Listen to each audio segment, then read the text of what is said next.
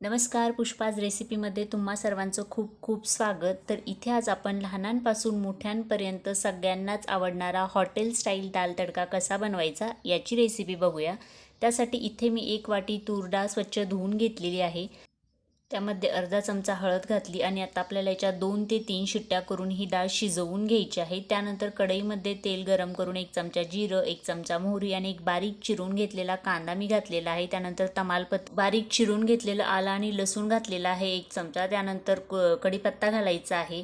त्यानंतर एक बारीक चिरून घेतलेली हिरवी मिरची घालायची आहे. एक चिरून घेतलेला टोमॅटो घालायचा आहे. एक टोमॅटो आपल्याला 2 ते 3 मिनिटं शिजू द्यायचा आहे.